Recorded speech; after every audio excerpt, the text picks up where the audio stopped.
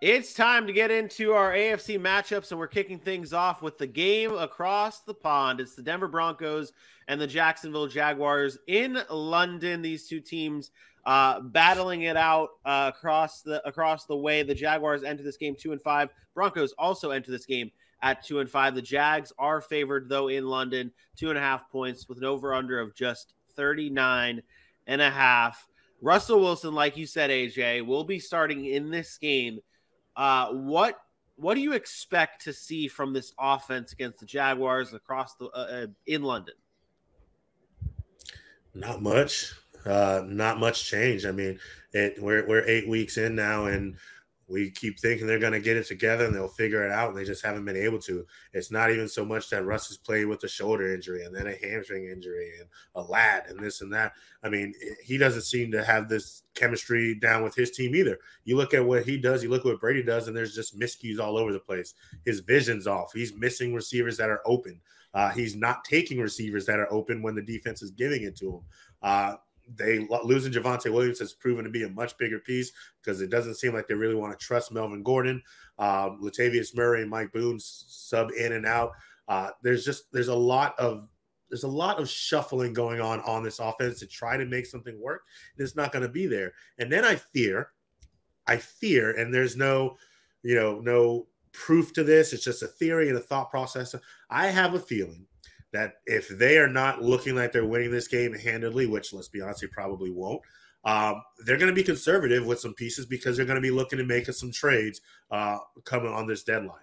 Jerry Jeudy's been in conversations. Bradley Chubb's been in conversations. There's pieces on this roster that people are looking for. And it's a possibility that this team looks a lot different next Sunday. And if Hackett has any chance of keeping his job amidst a trade season and they're not going to win this game, they might look to be a little conservative, and I don't think that's the way to go about it. But again, there's no proof to that. No one said anything about that. That's just something I feel they would be looking to do, knowing the way the Broncos have been in their past with their front office. So, yeah. Aaron, go ahead. Yeah, I was surprised, but I guess I was surprised. Front office came out and backed Nathaniel Hackett. I don't think he's going anywhere. It came out, they said, hey, man, it's been 7 games. Basically he's faced the most scrutiny.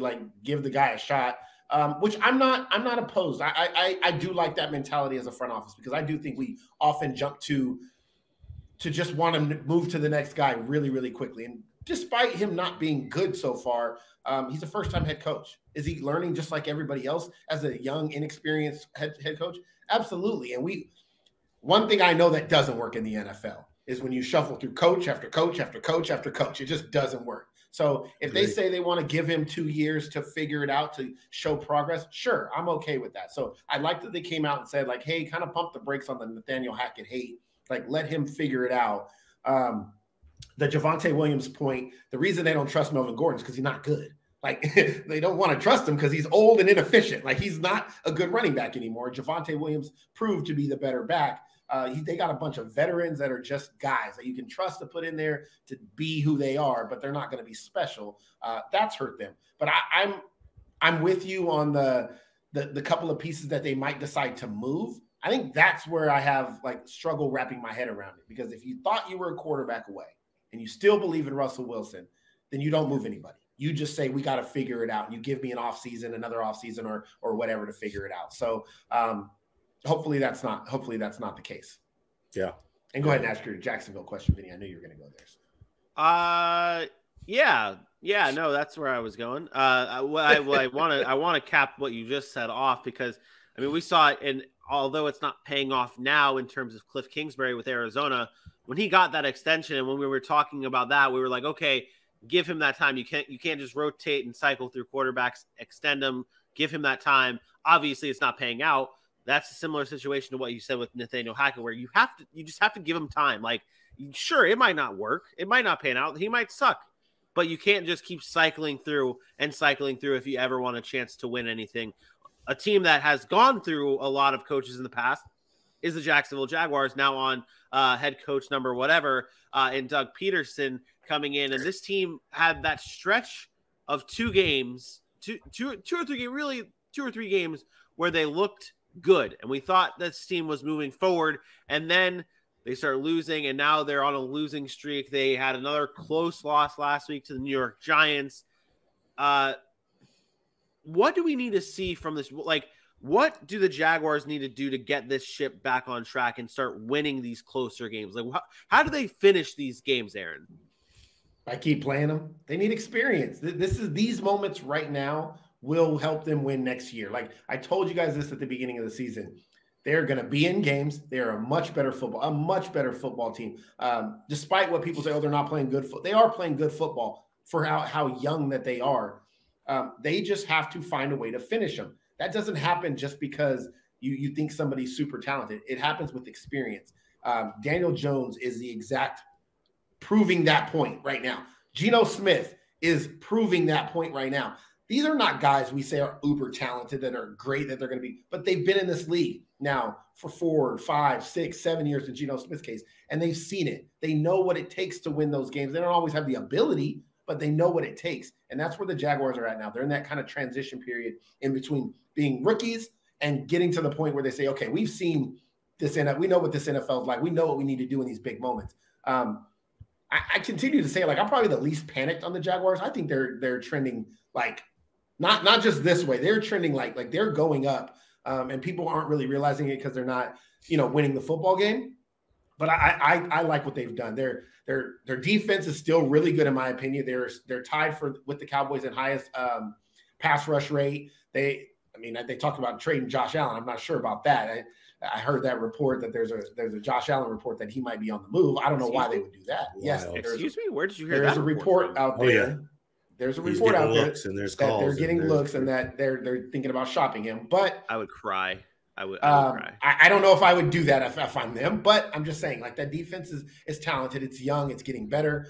I think they're right where they need to be. I really do. I think they're right where they need to be. And guess what? They might lose on Sunday. And guess what? I don't care.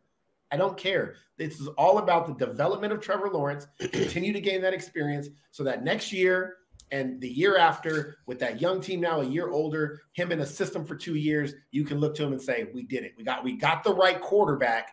Now it's to make sure everything else around him is where it needs to be. Okay. And do they lose this game?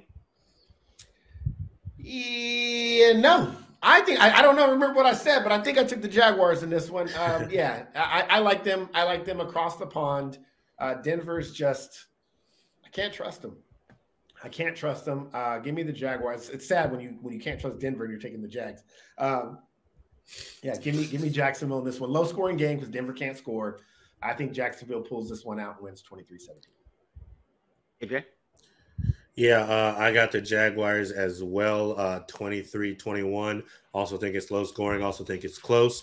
The Jaguars don't force turnovers or get sacks, but the Denver Broncos don't put up points. They have a league low 100 points on the entire season. So I think this is going to be one of those games. But Jaguars love London, and London love the Jags. 23-21, Jacksonville. Yeah, that's the key here. The fact that this game is in London, that's a big thing for the Jaguars. As ridiculous as that sounds, that's a big thing. Although they are a 500 team in London. They're 4-4 all-time in London, played every season since 2013, except 2020. They missed out on 2020. Obviously, the most games played in London by any team. This is Jaguars country, and they get this win. From home. Yeah, Jaguars country. Let's ride London. Are you concerned that Are you concerned that you gave them 26 points against that defense? Yes.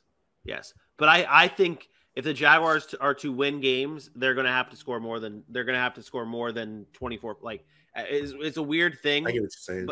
But they have to score more than 24 points. It's a weird number to set it at too. Normally it's like a 21, but like, just for some reason, to me, if they want to be able to finish off games, like in this case, it's 24 or more points to win games. And I think 26 is a sweet spot for the Jags. And they win 26-23. That's that game. That's across the pond. Let's head back to the States here.